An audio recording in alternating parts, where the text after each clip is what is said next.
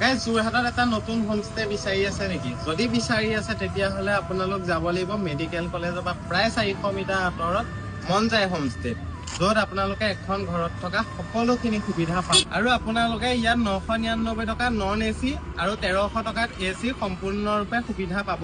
আৰু বিশেষ জানিবৰ বাবে ওপৰত এটা নাম্বাৰ দিয়া আছে, তাত কণ্টেক্ট কৰিব। আৰু আহক এতিয়া হোমষ্টেটোৰ ভিতৰলৈ সোমাই যাওঁ।